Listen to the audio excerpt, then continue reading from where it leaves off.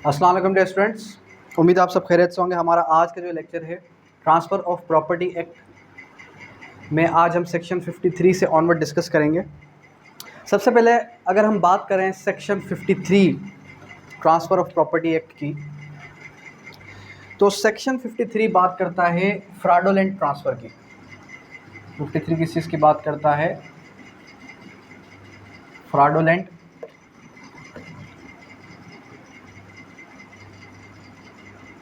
Transfer. अब ये fraudulent transfer का कॉन्सेप्ट क्या है, ये हमने कहीं ना कहीं किसी और लॉ में भी पढ़ा है।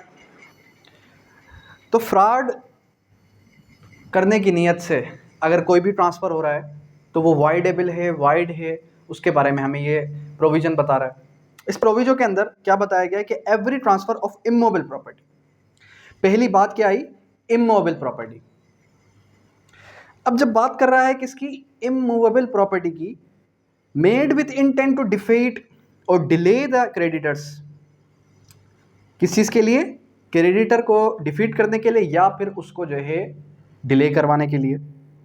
Shall be voidable at the option of any creditor so defeated so delayed, यानी कि ऑप्शन ऑफ द पार्टी पे है।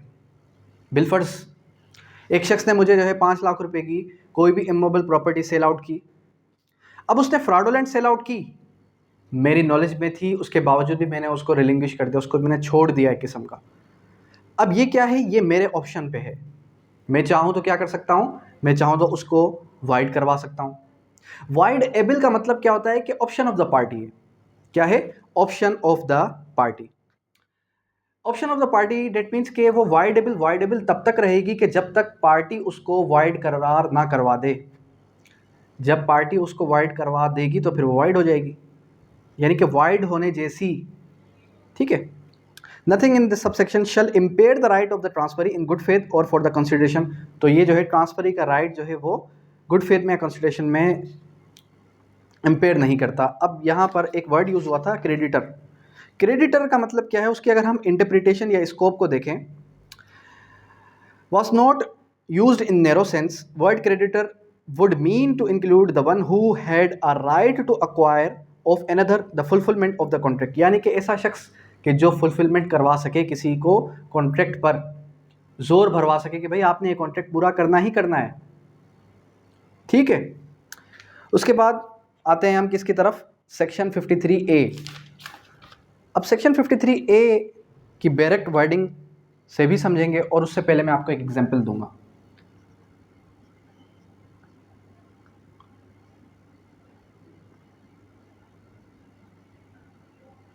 पार्ट परफॉर्मेंस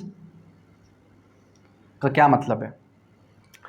पार्ट परफॉर्मेंस के लिए आप जो है कॉन्ट्रैक्ट ऑफ सेल को ले लें। किसको ले लिया आपने? कॉन्ट्रैक्ट ऑफ सेल को ले लिया। अब यहां पर होता कुछ इस तरीके से है कि हमारे पास ए है, बी है। ए मिस्टर बी को एक प्रॉपर्टी सेल करता है, कितने में? 5 लाख में। अब 5 लाख में जब वो प्रॉपर्टी सेल कर रहा है तो वो उसको कहता है कि ठीक है 2.5 लाख आप हमें अभी दे दें, हम करते हैं contract of sale. Contract of sale means कि हम सेल का एक कॉन्ट्रैक्ट करते हैं कि इसने मुझे 2.5 लाख दिए, इसने मुझे 2.5 लाख दे चुका है और 1 महीने के बाद जो है ये मुझे 2.5 लाख मजीद देगा और फिर मैं पाबंद होऊंगा इसको रजिस्ट्री करवाने के लिए। ठीक है। अब यहाँ पर होता कुछ इस तरीके से कि ए मिस्टर बी को प्रॉपर्टी सेल करा है 5 लाख रुपीज़ में, कॉन्ट्रैक्ट तो सेल भी हो चुका है, कंडीशन मैंने आपके सामने रख दी। अब यहाँ पर उसी महीने के अंदर अंदर मिस्टर ए को टकराता है मिस्टर सी, जो ये कहता है कि भाई 5 लाख की तो प्रॉपर्टी ही नहीं है। जिस टाइम पे वो दे रहा था उस टाइम पे शायद 5 लाख की हो, वैल्यूएशन एकदम से बढ़ गई। वो कहता है कि भाई 5 लाख की नहीं है प्रॉपर्टी, ये तो मैं आपको इसके 13 लाख रुपए देता हूँ। अब यहाँ पर 13 लाख रुपए की जब बात आई तो उसके एकदम से कान खड़े हो गए। वो कहते 13 लाख, वाह अच्छा भाई। वो कहता है चलो इससे मैं किस तरीके से जान छुड़वाता हूँ, क्योंकि बी तो रेडी है, जैसे ही महीना पूरा होगा वो उसको 2.5 लाख रुपए देने के लिए भी राजी है और साथ ही साथ वो उससे प्रॉपर्टी क्लेम करने के लिए भी राजी है। लेकिन होता कुछ इस तरीके से है कि ए सी को सेल आउट करना चाह रहा है। अब यहाँ पर क्या होगा? यहाँ पर होगा ये कि जब ए मिस्टर सी को सेल आउट कर दे मिस्टर सी को सेल आउट कर दे, तो बी जो है क्या कर सकता है, सूट दायर कर सकता है। स्पेसिफिक रिलीफ एक्ट में भी हम पढ़ चुके हैं, तो उसको हम कहते हैं पार्ट परफॉर्मेंस। क्या कहते हैं, पार्ट परफॉर्मेंस। अब ये जो प्रोविजन है ये हमारे पास अमेंड हुआ था 1929 में।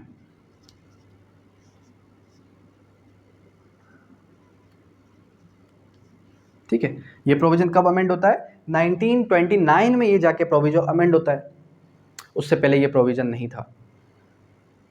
अच्छा, ये कहीं ना कहीं आप ये कह सकते हैं कि ये अडॉप्टेड है फ्रॉम स्पेसिफिक रिलीफ एक्ट। ठीक है, अब हम इसकी बैरक वर्डिंग को समझने की कोशिश करते हैं। इसकी बैरक वर्डिंग कहती क्या है हमें, जब हम बैरक वर्डिंग को समझेंगे तो इंशाल्लाह हमें जो है क्या होगा, हमें इसका बेसिक कॉन्सेप्ट भी कवर हो जाएगा। और जो मैंने आपको एग्जांपल दी, इस एग्जांपल से शायद आपको समझ में आ गया हो, लेकिन आप उसको वर्डिंग में किस तरीके से लिखेंगे, बैरक वर्डिंग समझना बहुत कंपलसरी है। बैरक वर्डिंग से होता क्या है, हाँ ये मैं मानता हूँ कि हमारे पास जो ट्रांसफ़र प्रॉपर्टी एक्ट है, इसकी जो लैंग्वेज है वो बड़ी ही पुअर लैंग्वेज है और स्टूडेंट्स को फर्स्ट रीडिंग में समझ में नहीं आती। शाहिद साहब जैसे हों तो फिर उनके तो सर से ही गुजर जाती है, बाकी इशफाक साहब जैसे हों तो फिर कुछ ना कुछ माइंड में बैठ जाती है टकरा के। फिर भी कहने का मकसद ये है इन सिंपल वर्ड्स कि देखिए हमारे पास जो ट्रांसफ़र प्रॉपर्टी एक्ट है, स्पेसिफिक रिलीफ एक्ट है, रजिस्ट्रेशन एक्ट है, और इसके साथ साथ कॉन्ट्रैक्ट एक्ट है, पार्टनरशिप एक्ट है और सेल्स ऑफ गुड्स एक्ट है। ये सारे के सारे को रिलेटेड है, सिविल लॉज है ना, ये सारे के सारे सब्सटेंटिव लॉज को रिलेटेड हैं। इनकी लैंग्वेज आपको पुअर लगेगी, इनकी लैंग्वेज आपको जो है बोरिंग करेगी, तो उसके लिए हम कोशिश ये करते हैं हम इलस्ट्रेशन से समझें। अगर हम इलस्ट्रेशन यूज़ ना करें तो आपको समझ में ही नहीं आएगा। तो खैर हम आते हैं इसकी बैरक वर्डिंग की तरफ। Where any person contracts to transfer, समझिएगा,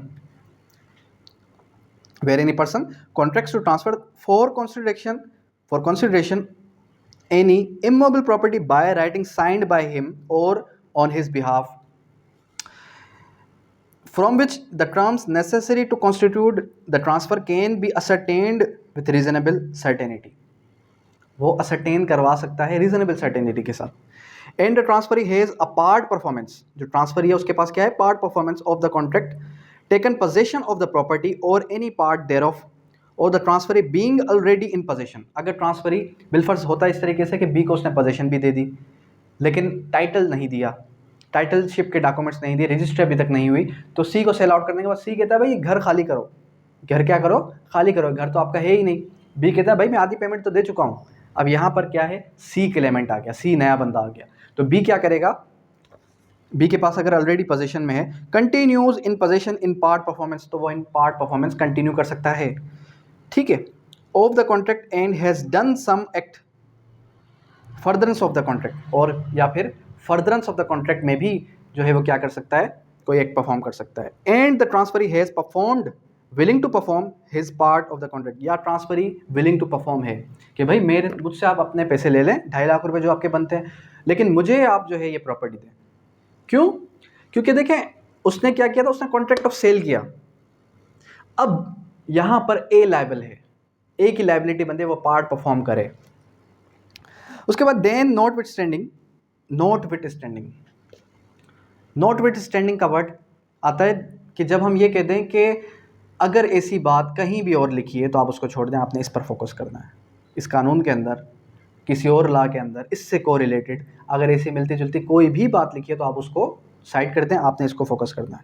that the contract though required to be registered, अगर कॉन्ट्रैक्ट ऐसा हुआ कि वो रिक्वायर्ड टू बी रजिस्टर्ड हो गया। क्यों, क्योंकि देखें कॉन्ट्रैक्ट तो टू सेल तो इन्होंने किया, उसको मजबूत करने के लिए इन्होंने क्या कर दिया, इन्होंने नोटरी पब्लिक से साइन करवा दिए, इन्होंने अटेस्ट करवा दिया, अथेंटिकेट करवा दिया या फिर रजिस्टर्ड करवा दिया।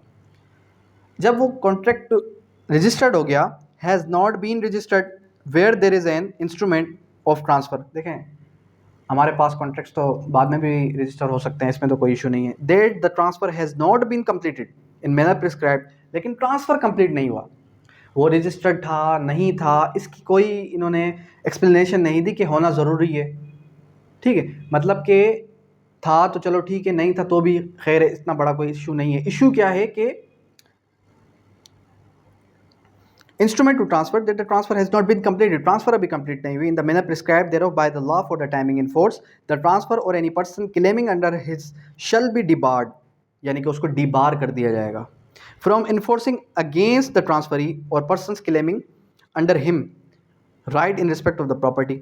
मतलब इस बैरक वर्डिंग के अंदर भी अगर आप जो है कंप्लीट बैरक वर्डिंग को भी पढ़ें, कंप्लीट बैरक वर्डिंग को भी समझें, तब भी आपको यही चीज़ मिलेगी जो मैंने अभी आपको समझाई। एग्जाम्पल से ही आपने समझ लिया तो मोर देन इनफ है।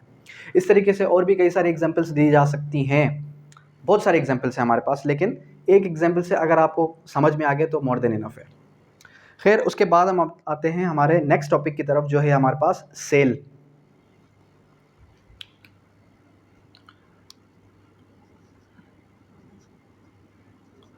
अब जो सेल की डेफिनेशन है, सेल के बारे में जो बैरक वर्डिंग है उसके अंदर क्या बात करता है,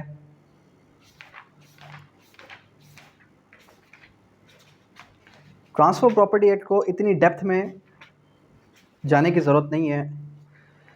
sale is a transfer of ownership in exchange of a price paid promised और पार्ट पेड और पार्ट प्रोमिस्ड। इसको ज़रा समझें।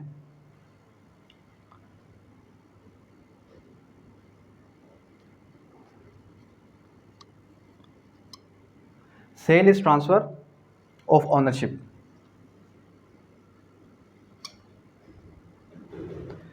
Sale is transfer of ownership in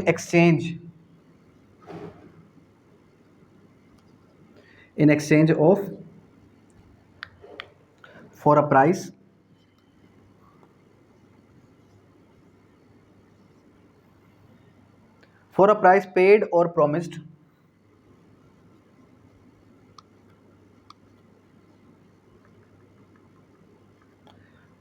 paid or promised or part promised।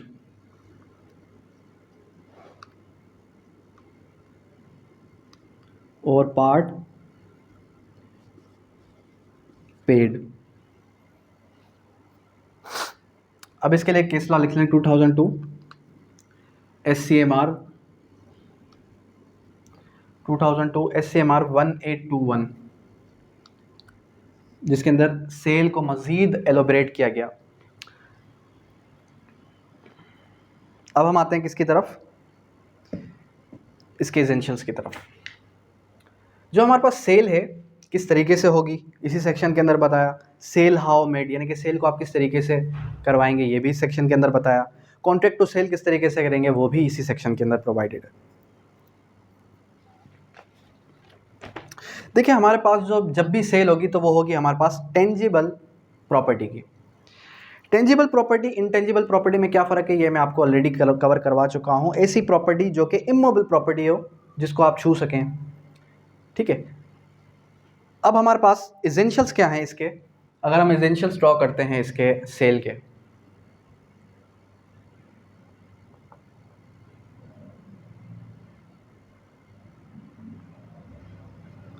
तो अगर हम एसेंशियल्स की बात करें तो सबसे पहले आता है बाय एक्ट ऑफ 2 और मोर पर्सन,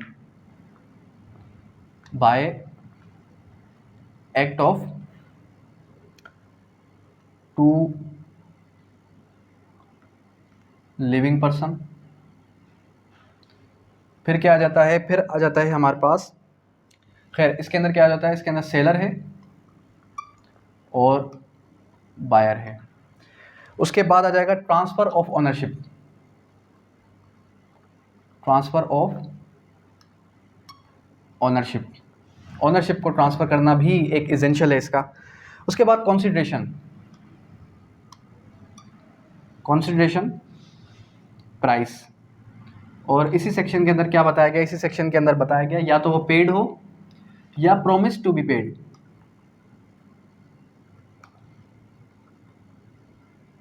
फिर एक और कंडीशन भी बताई गई, वो क्या, वो ये बताई गई कि partially, part promised part paid. 3 essentials हो गए, ये लिखते जाएं। आप अपने नोट्स बना रहे हैं तो नोट्स के अंदर ये चीज़ें नोट डाउन करते जाएं। उसके बाद क्या आ जाता है, उसके बाद आ जाता है position is agreed upon parties, position is agreed upon parties. Parties के दरमियान जो एग्रीमेंट हुआ, पार्टीज के ने जो मुआहदा किया, पार्टीज़ के बीच में जो मुआहदा तय पाया गया उस हिसाब से पोजीशन दी जाएगी। यानी कि हो सकता है वो ये कहते हैं कि भाई आधी पेमेंट अभी आपने दी, आधी हम जैसे ही बाद में देंगे तो हम आपको पोजीशन, फ्यूचर पोजीशन दे देंगे, या फिर पोजीशन फ़ौरन से दे दी और ये कह दिया कि पेमेंट आपने आधी अभी दी है, आधी आप बाद में दे दीजिएगा, ऐसा भी हो सकता है। खैर, अब उसके बाद फिर एक और एसेंशियल है terms and conditions.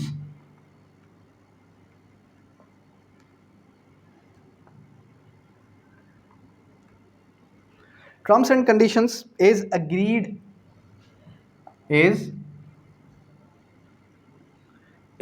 Upon parties. सही है। अब यहां पर जो भी प्रॉपर्टी होगी, सेल, रजिस्टर्ड सेल क्या होगी, रजिस्टर्ड सेल डीड बनवाने के लिए जो भी प्रॉपर्टी होगी जो कि अपवर्ड 100 रुपीज़ होगी, ठीक है, 100 रुपीज़ से अपवर्ड जो भी प्रॉपर्टी होगी तो वो रजिस्टर करवाना कंपलसरी है, क्योंकि वो सेक्शन 17 रजिस्ट्रेशन एक्ट हमें बताता है। क्या आ जाता है वो, कंपलसरी डॉक्यूमेंट। क्लियर है यहाँ तक। फिर आ जाए आप किसकी तरफ, फिर आ जाता है हमारे पास सेक्शन 55। लेकिन 55 को डील करने से पहले इसी प्रोविजन के अंदर जो हमारे पास दो और चीज़ें हैं, सेल हाउ मेड या फिर contract of sale. Sale how made की बैरक वर्डिंग को ज़रा समझें तो बैरक वर्डिंग से आपको काफ़ी चीज़ें क्लियर हो जाती हैं। लेकिन बैरक वर्डिंग जब हमें समझ में ना आए तो हम किसकी तरफ आ जाते हैं, हम कमेंट्री की तरफ भी आ सकते हैं, हम जो है इलस्ट्रेशन को भी समझ सकते हैं। लेकिन सेल हाउ मेड क्या कह रहा है कि such transfer in the case of tangible immovable property. जो चीज़ें मैं अभी आपको ये पढ़ा चुका हूँ यही चीज़ें बैरक के अंदर हैं। क्या कह रहा है, सच transfer in the case of tangible immovable property of the value of 100 rupees and upward, यानी 100 रुपये या 100 से ज़्यादा रुपये। अच्छा, अब यहाँ पर आप ये सोच रहे होंगे कि सर आखिर रीज़न क्या है कि ये 100 रुपीज़ की बात रजिस्ट्रेशन एक्ट के अंदर भी की गई है, ये 100 रुपीज़ की बात जो है हमारे पास अदर लॉज के अंदर भी की गई है। ये देखें, हमारे पास ब्रिटिशर्स के लॉ हैं, ब्रिटिशर्स ने जो भी लॉ पास किए क्या वो नलिफाई नहीं हो सकते, क्या वो मिस्टेक से फुली मिस्टेक्स उसमें नहीं हो सकती। बहुत सारे लूपहोल्स हैं लॉ के अंदर हमारे पास। आप ये देखें कि क्या उसके अंदर अभी अमेंडमेंट आई है या नहीं है। रीज़न ये है, देखें, जब हम बात कर रहे हैं 1882 की, 1882 या रजिस्ट्रेशन एक्ट 1908 में आया, तो उस टाइम पे जो 100 रुपीज़ की जो वैल्यू थी वो काफ़ी ज़्यादा थी। यूँ लगा लें आपके आज के कोई 25,000, 30,000 या 50,000। अक्सर लोग ऐसा भी करते थे कि जो पुराने गांव कस्बों में रहते थे वो ये करते थे कि उनकी नज़र में 100 रुपीज़ की रजिस्टर्ड डॉक्यूमेंट की वैल्यू इस कदर ज़्यादा होती थी कि वो रात को सोते वक्त वो डॉक्यूमेंट्स अपने पाँव के साथ बांध कर सोते थे। वो मैं उस दौर की बात कर रहा हूँ, उनकी मेंटलिटी के हिसाब से वो जो परफेक्ट समझते थे वो करते थे। खैर, कहने का मकसद क्या है कि 100 रुपीज़ की वैल्यू उस दौर में ज़्यादा थी, आज के दौर में बहुत कम है, आज के दौर में तो कुछ भी नहीं है, लेकिन क्या वैल्यू के हिसाब से। सही है। तो खैर, और in the case of reversion और अदर टेंजिबल थिंग, या फिर रिवर्जन या फिर other tangible thing can be made only by the registered instrument, तो वो रजिस्टर्ड होगी बाय द रजिस्टर्ड इंस्ट्रूमेंट के थ्रू। सही है। उसके बाद आ जाता है delivery of tangible immovable property takes place when the seller places the buyer, जब सेलर क्या करे, बायर को दे, और such person as he directs in possession of the property, या फिर बायर क्या कहता है कि भाई पोजेशन आप मेरे भाई को दे देना, पोजेशन आप मेरी सिस्टर को दे देना, आप मेरी फैमिली को दे देना, ऐसा भी हो सकता है। Contract of sale, the contract of sale of immovable property is a contract that a sale of such property shall take place term settled between the parties. Contract of sale क्या होता है, जिस तरीके से यहाँ पर हमने एग्जांपल ली कि उसके अंदर टर्म्स एंड कंडीशंस इंपोज कर दी जाएं, उसके अंदर टर्म्स एंड कंडीशंस आ जाएं कि भाई दोनों पार्टीज के दरमियान एक म्यूचुअल कॉन्सेंट के साथ एक एग्रीमेंट हो गया, उस एग्रीमेंट में उन्होंने कंडीशंस इंपोज कर दी। वो क्या क्या कंडीशंस थी, वो ये कंडीशंस थी कि भाई हम जो है क्या करेंगे, हम इस तरीके से करेंगे, उसका जो रास्ता है वो रास्ता एक्चुअल बायर ही रखेगा, सॉरी सेलर ही रखेगा, ठीक है, लेकिन उससे हट के जितनी भी प्रॉपर्टी वो सारी की सारी वो ट्रांसफ़र कर रहा है। लेकिन वो कहता है कि यहाँ पर ये जो रास्ता है, सीढ़ियाँ हैं, ये सीढ़ियाँ मेरी ही रहेंगी क्योंकि इसके ऊपर मेरा भी घर है। अब आप कहेंगे कि ऊपर का क्या सिस्टम है, क्यों? क्योंकि देखिए कराची के अंदर हमारे पास फ्लैट्स जब सेल आउट होते हैं तो वो फ्लैट्स ये सेल आउट नहीं होते ज़मीनों के हिसाब से कि भाई पूरी की पूरा घर दे दिया, नहीं, वो नीचे का अलग से सेल एग्रीमेंट बनेगा, ऊपर का अलग बनेगा, उससे ऊपर का अलग बनेगा, इस तरीके से। तो कहने का मकसद क्या है कि कॉन्ट्रैक्ट ऑफ सेल क्या होता है, जिसमें टर्म्स एंड कंडीशंस आ जाएं जो कि पार्टीज़ के दरमियान म्यूचुअली कॉन्सेंट के साथ हो जाए। उसके बाद आते हैं हम किसकी तरफ, सेक्शन 55 की तरफ। अब सेक्शन 55 को जरा समझें। Rights and liabilities of buyer and seller, rights and liabilities of buyer and seller, क्या क्या राइट्स हैं, क्या क्या लायबिलिटीज हैं बायर की और सेलर की। ये हमारा लास्ट टॉपिक है, इसके बाद हम मॉर्गेज पढ़ेंगे इंशाल्लाह। मॉर्गेज को हम कल डिस्कस कर लें तो ज़्यादा बेहतर है, क्योंकि आज के इस लेक्चर के अंदर एक पूरा का पूरा एक पोर्शन कवर हो रहा है, टॉपिक कवर हो रहा है किसका, सेल का। तो कल इंशाल्लाह हम क्या कवर करेंगे, कल इंशाल्लाह हम जो है मॉर्गेज को कवर करने की कोशिश करेंगे। तो अभी स्टार्ट करते हैं हम सेक्शन 55।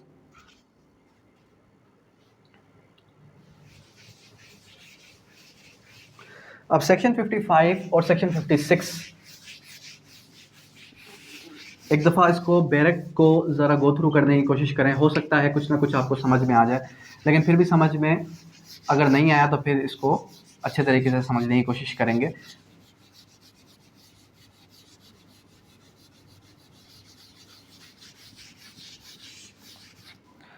सेक्शन 55 क्या कहता है, राइट्स एंड लायबिलिटीज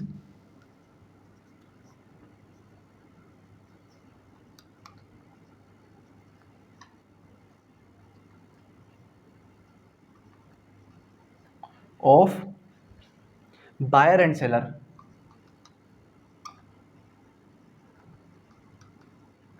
ये आपका एक टॉपिक है, ठीक है।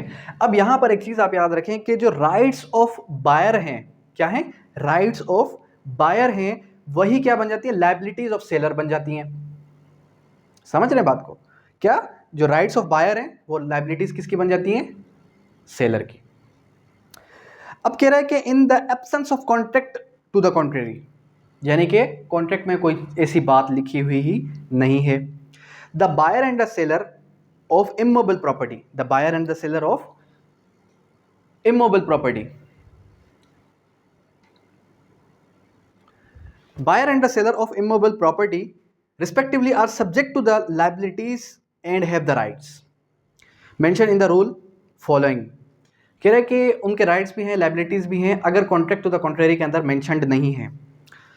अब सेलर क्या क्या करने के लिए बाउंड है और बायर क्या क्या करने के लिए बाउंड है, यहां पर हम पढ़ेंगे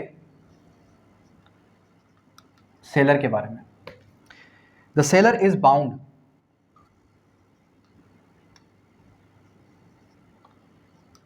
सबसे पहले वो क्या कह रहा है, to disclose to the buyer material defect, to disclose to buyer material defect. अगर कोई भी मटीरियल डिफेक्ट है किसी प्रॉपर्टी में, इन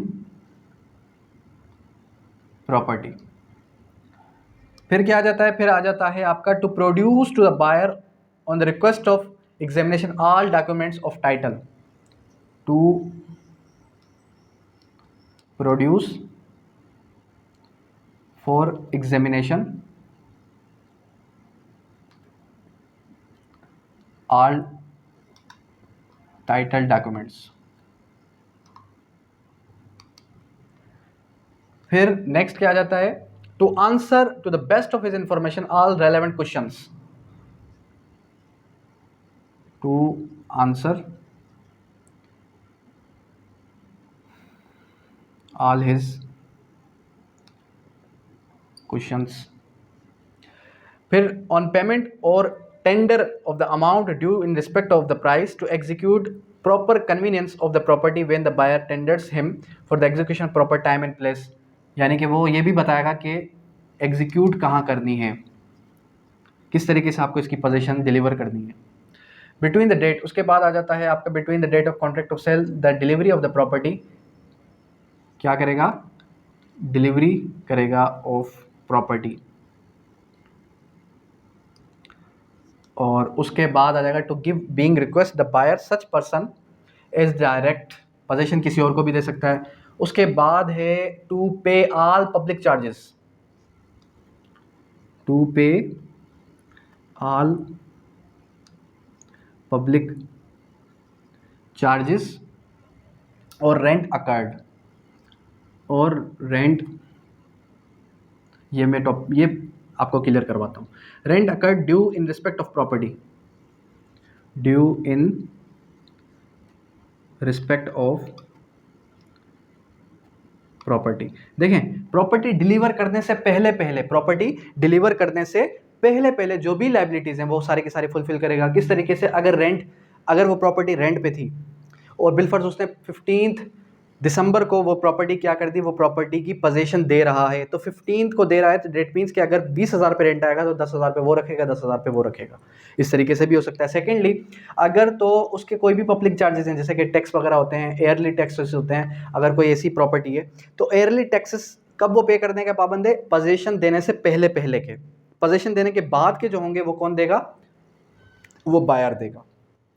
ठीक है, तो यहां तक ये हो गया। अब आते हैं किसकी तरफ, लायबिलिटीज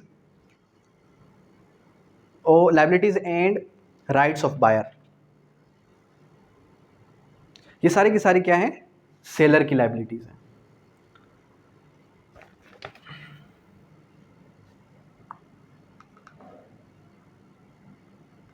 लायबिलिटीज ऑफ बायर, क्या क्या लायबिलिटीज है बायर की, payment of price, payment of price. फिर सेकंड क्या लायबिलिटी बनती है, to disclose an effect, to disclose any fact. अब देखें, यहां पर क्या है, मटेरियल डिफेक्ट, और यहां पर क्या है, फैक्ट। किस तरीके से, बिलफर्ज अगर हमारे पास जो कि एक बायर है उसके नॉलेज में कहीं से कोई बात आ जाती है कि भाई ये प्रॉपर्टी का तो केस चल रहा है कोर्ट में, तो वो उससे पूछने का भी पाबंद है, उससे पूछने का भी पाबंद है। हमारे पास एक डॉक्ट्राइन आती है, कौन सी, जिसको हमने नाम दिया, जिसको हमने किस नाम से पढ़ा था, केविएट इम्पिटर के नाम से। Let the buyer be aware, let the buyer be aware.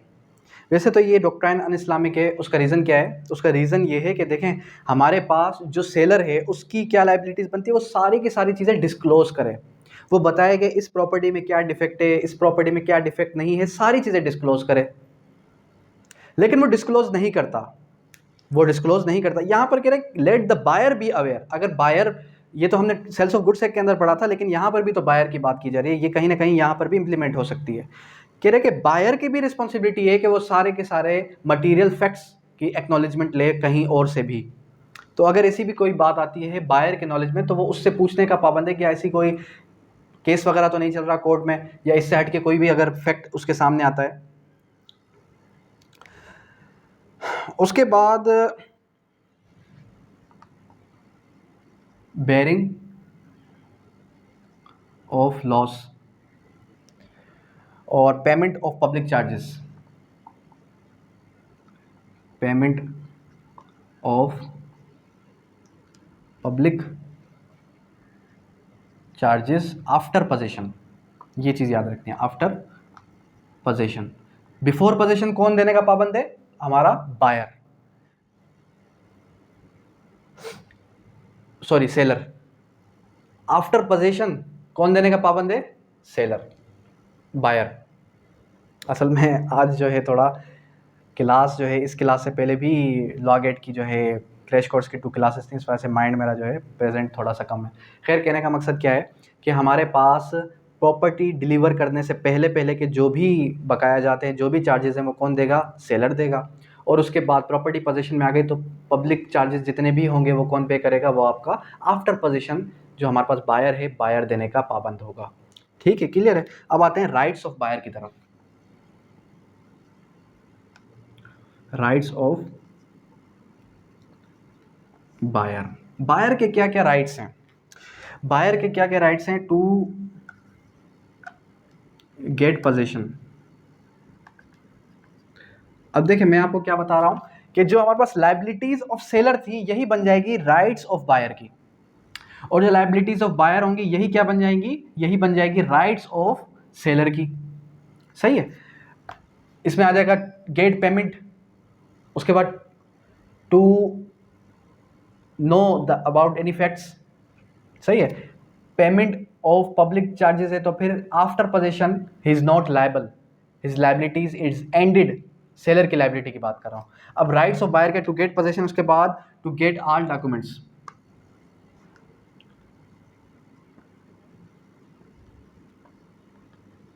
To get all documents, उसके बाद आ जाएगा इम्प्रूवमेंट ऑफ चार्जेस,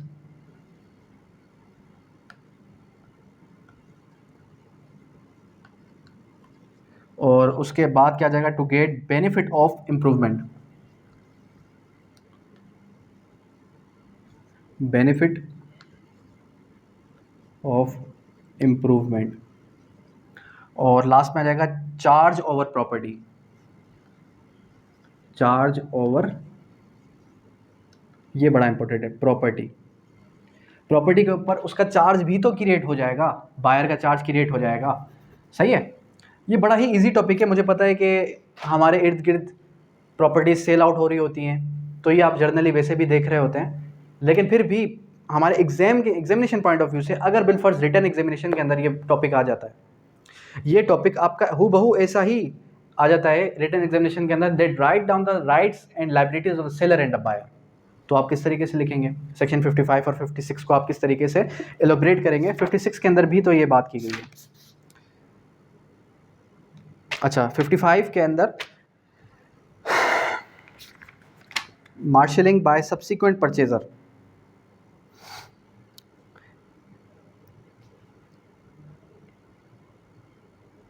अच्छा अब ये जो 56 है, section 56 discharge of encumbrance of sale, 56 को भी डिस्कस कर लें तो ज़्यादा बेहतर है। 56 भी डिस्कस कर लेते हैं हम, marshalling by subsequent purchaser. Marshalling securities हम आगे चल के पढ़ेंगे। मार्शलिंग सिक्योरिटीज़ का टॉपिक जब आप इसे को रिलेट करेंगे तब आपको ये चीज़ समझ में आ जाएगी। मार्शलिंग सिक्योरिटी क्या है ये मैं आपको एक एग्जाम्पल से समझाता हूँ।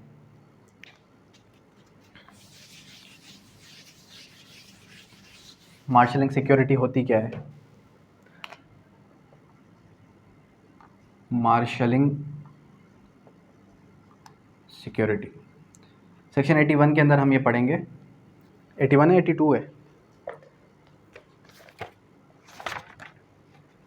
मार्शलिंग सिक्योरिटी 81, ठीक है। बड़ा इंपॉर्टेंट टॉपिक है ये 81 और 82। इसके अंदर मैं डिटेल्ड में आपको लेक्चर जो है शेयर करूँगा, फिर ही आपको समझ में आएगा, वैसे समझ में कम ही आएगा आपको। आ जाएं किसकी तरफ, कल इंशाल्लाह बड़ा ही इंटरेस्टिंग टॉपिक है मॉर्गेज, रहन के बारे में, किस तरीके से हम प्रॉपर्टी को रहन करते हैं, मॉर्गेज में प्लेज में क्या फ़र्क है, ये भी थोड़ा सा कॉन्सेप्ट क्लियर कर लेंगे, और उसके अलावा जो है इंशाल्लाह उसके काइंड्स ऑफ मॉर्गेज भी हम समझ लेंगे।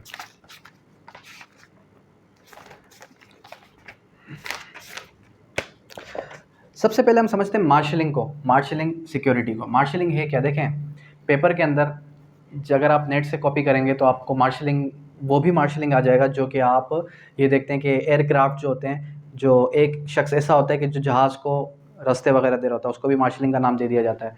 तो कभी भी इंटरनेट से कॉपी मत कीजिएगा। मार्शलिंग का फ़र्क क्या है, मार्शलिंग का मतलब क्या है, एग्जाम्पल से समझाऊँगा, ठीक है। बाकी जो इसका बेसिक कॉन्सेप्ट है वो इंशाल्लाह एक पर्टिकुलर लेक्चर के अंदर समझाऊँगा। देखें ए है, बी को साथ ही साथ सी को प्रॉपर्टी क्या करता है, मॉर्गेज कर देता है। बी और सी को प्रॉपर्टी मॉर्गेज कर देता है।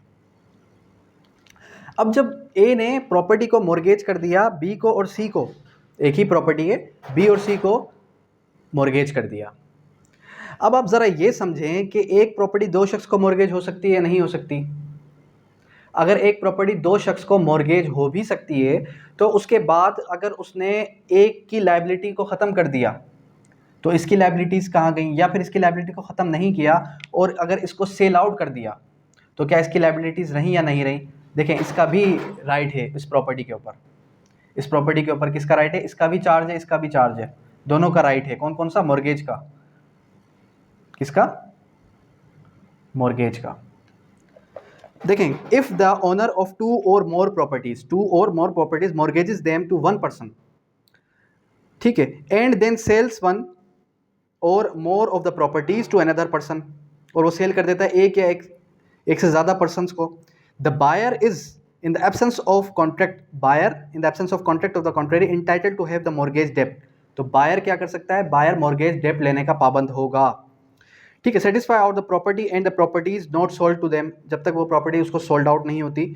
सो for as the same will extend, तो वो एक्सटेंड भी की जा सकती है, but not for the prejudice the rights of the mortgagee, लेकिन जो हमारे पास राइट्स ऑफ द मॉर्गेजी वो सब्जेक्ट रहेगा।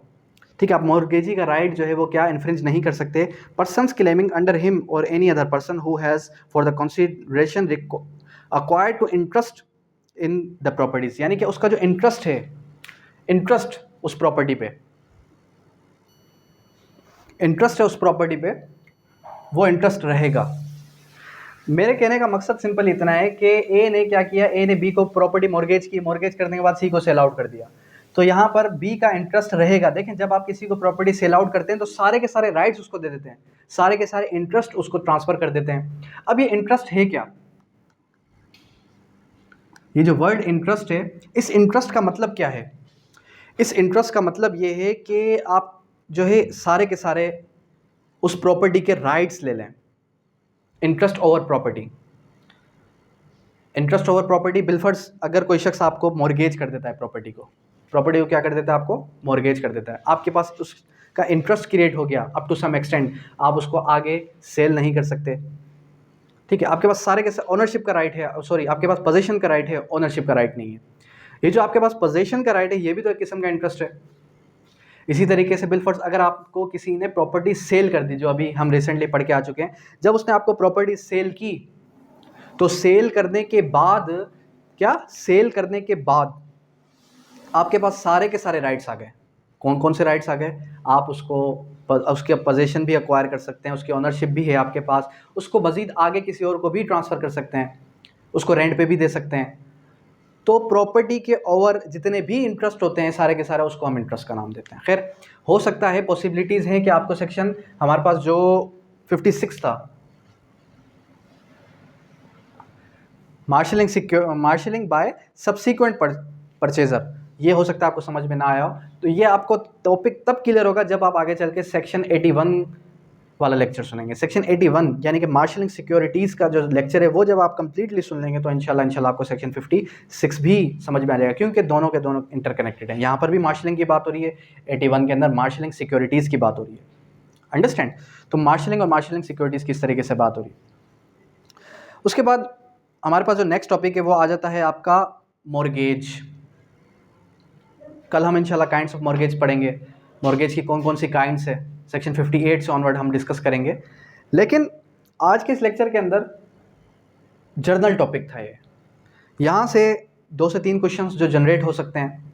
एक ये क्वेश्चन जो आपके सामने है, उसके अलावा यहाँ से स्क्रीनिंग की हद तक अगर बात करूँ तो कंप्लीट लेक्चर ही इंपॉर्टेंट था। कंप्लीट लेक्चर इंपॉर्टेंट था कब, किस चीज़ के लिए, स्क्रीनिंग की हद तक। रिटर्न के लिए 1 से 2 सवाल, कौन कौन से, सेक्शन 53A से भी आ सकता है, उससे हट के सेक्शन 53 से हट के सेक्शन 54 से भी आ सकता है, rights and liabilities of buyer and seller के बारे में। सही है, तो आपने दोनों के दोनों टॉपिक्स बड़े ही इंपॉर्टेंट टॉपिक्स है, दोनों के दोनों टॉपिक्स को आपने बैरेक्ट से दोबारा से समझने की कोशिश करनी है। सही है, पहले कोशिश किया करें लेक्चर को सुनने से पहले बैरेक्ट को पढ़ा करें। जब बैरेक्ट समझ में नहीं आएगा फिर आप क्लास को अटेंड किया करें, क्लास को अटेंड करने के बाद दोबारा से बैरेक्ट की तरफ आ जाया करें। जो क्यूरीज आपको बैरेक्ट में रह गई होंगी, जो माइंड स्टक हो जाता है ना स्टूडेंट्स का, कि सर हमारे माइंड में बहुत सारी क्यूरीज आ जाती हैं बैरेक्ट को पढ़ने के दौरान, और हम बैरेक्ट को जब भी पढ़ते हैं तो हमें बात समझ में ही नहीं आती, तो उसके बाद जब आप क्लास अटेंड करेंगे, लेक्चर को सुनेंगे, तो लेक्चर सुनने के बाद आपकी सारी क्यूरीज कवर हो जाएंगी और वो चीज़ आपको लाइफ टाइम रिमेंबर रहेगी। अंडरस्टैंड? तो ऐसे और भी इंटरेस्टिंग टॉपिक्स हैं। आल दो हमारे पास TP है, ट्रांसफर प्रॉपर्टी एक्ट है, थोड़ा ट्रिकी, लेकिन इसके अंदर जो टॉपिक्स हैं बड़े ही इंटरेस्टिंग है। सही है, आगे चल के हम मॉर्गेज भी पढ़ेंगे, मार्शलिंग सिक्योरिटीज़ भी पढ़ेंगे, कंट्रीब्यूशन भी पढ़ेंगे, सबरोगेशन भी पढ़ेंगे, चार्ज भी पढ़ेंगे। सही है, उसके अलावा हमारे पास लीज भी पढ़ेंगे, एक्सचेंज भी पढ़ेंगे, और उसके बाद लास्ट जो हमारे पास टॉपिक बचता है वो बचता है गिफ्ट का। तो ये सारे के सारे टॉपिक्स बड़े इंपॉर्टेंट है। यूँ समझें कि ये वो टॉपिक्स हैं जो इंपॉर्टेंट टॉपिक्स हैं, जो एग्जामिनेशन पॉइंट ऑफ व्यू से भी इंपॉर्टेंट है। उसके अलावा हमारे पास जो आपका इंटरव्यू आता है उसमें भी कोई भी क्वेश्चन आपसे पूछा जा सकता है। सही है। आई होप सो कि आपको आज का लेक्चर समझ में आ गया होगा। अब यहाँ तक कोई भी क्वेरी, कोई भी सवाल है तो आप कर सकते हैं। Thank you, that's all.